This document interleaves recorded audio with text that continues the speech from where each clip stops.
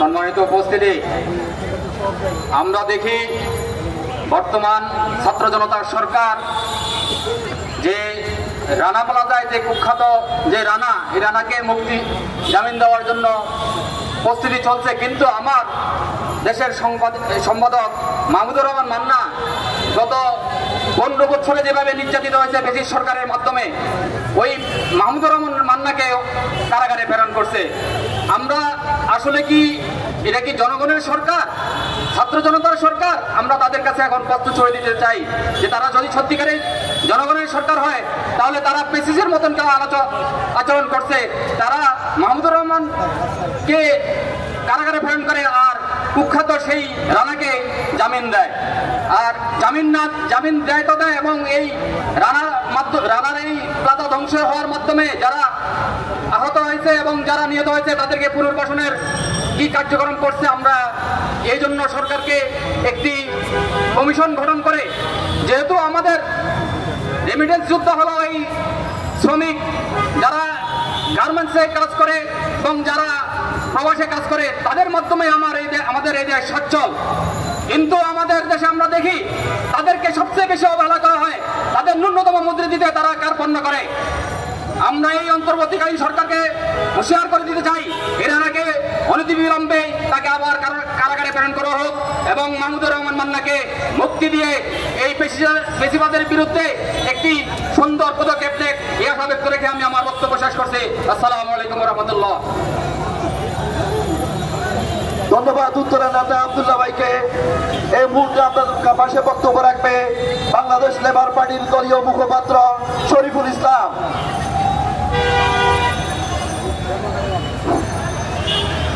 গণ অধিকার পরিষদ কর্তৃক আয়োজিত রানা প্লাজার মালিক রানার জামিন বাতিলের দাবিতে আজকের প্রতিবাদ সভায় উপস্থিত আছেন বাংলাদেশ লেবার পার্টির সংগ্রামী চেয়ারম্যান লায়ন মোহাম্মদ ফারুক রহমান, উপস্থিত দেশ বাঁচাও মানুষ বাঁচাও আন্দোলনের সভাপতি KM রকিবুল ইসলাম রিপন, পরিচালনা করছেন গণ অধিকার পরিষদের যুগ্ম সদস্য সচিব তারেক ভাই সহ বিভিন্ন পর্যায়ের সাংবাদিক বন্ধুগণ, নেতৃবৃন্দ, সবার প্রতি আন্তরিক সালাম। আসসালামু আলাইকুম রহমাতুল্লাহ। সংগ্রামী সাংবাদিক বন্ধুগণ, 2013 সালে সেই 24 এপ্রিল যখন মেয়াদোত্তীর্ণ সিলগালাগারা সেই বিল্ডিংয়ে জোর করে আওয়ামী লীগের সমাবেশে শ্রমিকদেরকে নিজেদের বাধ্য করেছিল, এরপরেও তাদেরকে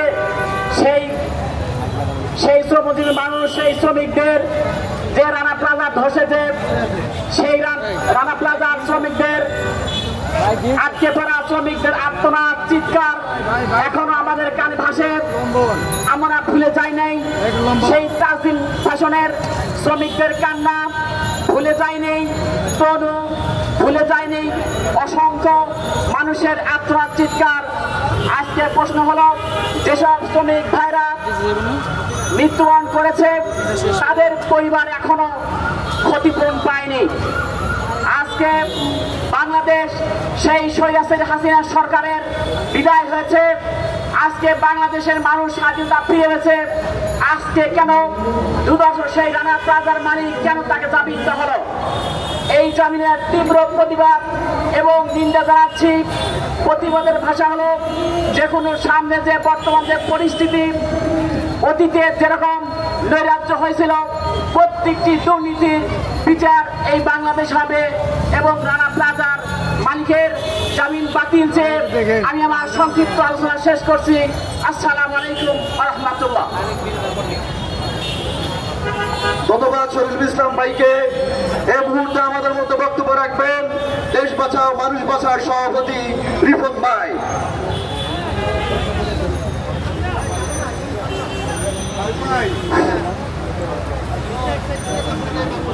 বিসমিল্লাহির রহমানির রহিম।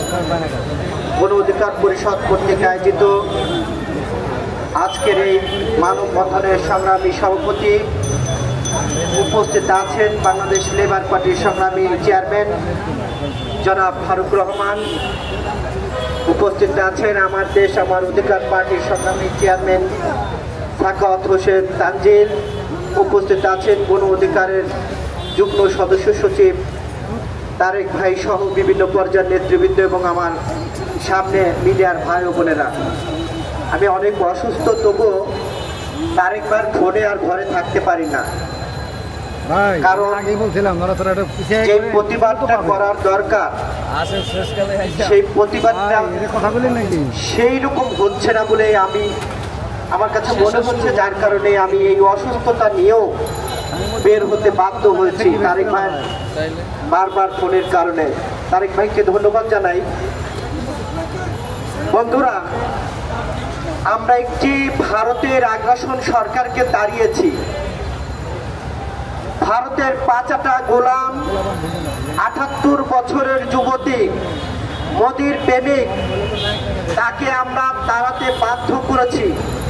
কিন্তু আমাদেরকে বুঝতে হবে, এই ৭৮ বছরের যুবতী, যার অনেক সন্ত্রাসীরা বাংলাদেশের আনাচে কানাচে ঘুরে বেড়াচ্ছে, যারা বিভিন্নভাবে পায়তারা করছে, বাংলাদেশকে বিশৃঙ্খলা করার চেষ্টা করছে। অন্তর্বর্তী সরকারের যিনি প্রধান, তিনি জাতিসংঘে বক্তব্য দিয়ে প্রশংসিত হয়েছেন, কিন্তু উনি এখনো বুঝতে পারেন নাই ওনার ডানে এবং বামে সব ভারতীয় চামচারা বসে আছে, যার প্রমাণ মাহমুদুর রহমান, যার প্রমাণ ভারতে ইলিশ পাঠিয়েছে।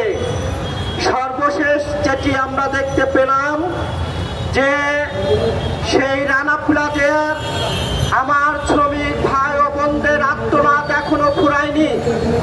কিন্তু দুঃখ হলো, সত্য কথা, সেই শেখ হাসিনা স্বৈরাচারের কিছু কুলাঙ্গাররা এই আশেপাশে ঘুরে তারা আজকে রানাকে জামিন দিয়েছেন। কি ভাষায় আমি নিন্দা জানাবো, প্রতিবাদ জানাবো আমি জানি না, তবে তাদেরকে আমরা বলতে চাই, বাংলাদেশের মানুষ সব সময় সাহসী। যেমন পাকিস্তানের আগ্রাসনকে মানে নাই, পাকিস্তানকে বাংলাদেশ থেকে বিতাড়িত করে পাকিস্তানকে পাঠিয়ে দিয়েছে, যেমন ভারতের আগ্রাসনকে মানে নেই, ভারতের আগ্রাসন, ভারতের পাঁচটা গোলাম সরকার শেখ হাসিনাকে পাঠাতে বাধ্য করেছে। তেমনি আমরা আপনাদেরকে আবারও প্রয়োজন বোধে বাংলাদেশের মানুষকে ঐক্যবদ্ধ করে আপনাদেরকে তাড়াতে হবে। যদি না তাড়াতে পারি, তাহলে এই যে আমাদের শ্রমিক ভাইদের আত্মনাদ এখনো ফুরায়নি, তাদের রক্ত এখনো শুকায়নি, কিন্তু আমরা দেখছি এই রানাকে তারা জামিন দিয়েছে। এইভাবে তারা এই ধরনের সন্ত্রাসীদেরকে জামিন দিয়ে বাংলাদেশে বিশৃঙ্খলা করার চেষ্টা করবে। আপনারা কি বিশৃঙ্খলা করতে দেবেন? অতি উৎসাহী আমাদের রেখে কখনো একটি সংস্কার করা যায় না। আজকে অন্তর্বর্তী সরকারের প্রধান যিনি আছেন, তিনি ইনিয়ে বিনিয়ে যত কথা বলেন না কেন, আপনার ডাইনে এবং বামে যারা আছে তারা ভারতের প্রেতাত্মা। এই আমরা দিয়ে কখনো সংস্কার করা সম্ভব হবে না। আপনি যত ভালো কাজ করতে যাবেন কেন, এই কাজকে নষ্ট করে দেবে। আমরা গ্রামে একটি প্রবাদ আছে, দুধের ভিতরে একটু চুনা মারলেই দুধ নষ্ট হয়ে যায়।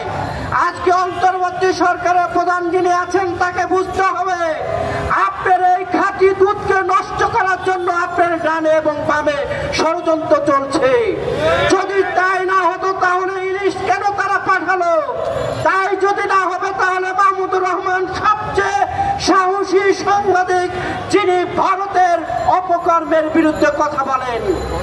তাই মানি না, মানব না, মানি না, মানব না। আমরা দেখলাম এই রানাকে আবার তারা জামিন দিয়েছে, অনেক সন্ত্রাসীদেরকে লালন পালন করছে এবং আওয়ামী লীগ এবং ভারতকে খুশি করার জন্য ডক্টর ইউনূস সাহেবের ডানে এবং বামে বিভিন্ন বিভিন্ন ষড়যন্ত্র করছে। আমরা আজকে এখান থেকে পরিষ্কার ভাষায় বলতে চাই, যত ষড়যন্ত্র করেন না কেন, এই শেখ হাসিনার অবৈধ কুলাঙ্গার কিছু সন্তানরা আছে যারা বাংলাদেশ নিয়ে খেলা করতে চাচ্ছেন, তাদের স্বপ্ন কখনো পূরণ হবে না। আমরা যদি বেঁচে থাকি, আমাদের রক্ত যদি লাগে, আমাদের জীবনও লাগে, আমরা প্রতিবাদ করব। আমরা একাধিকবার কারাগারে গিয়েছি, একাধিক মামলার মিথ্যা আসামি হয়েছি। আমরা কারো চক্ষু লজ্জায় ভয় করি না।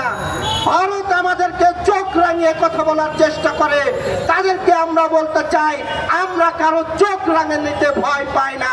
আমরা বীরের জাতি, বীরের মতো প্রতিবাদ করব এবং বেঁচে থাকবো, এবং এই শেখ হাসিনার মতো, শেখ হাসিনার যারা কুলাঙ্গার আছে তাদেরকেও আমরা পাঠাতে বাধ্য করব। সকলকে ধন্যবাদ জানিয়ে আমি আমার কথা শেষ করছি। দেখা হবে রাজপথে, কথা হবে স্লোগানে। আল্লাহ হাফেজ।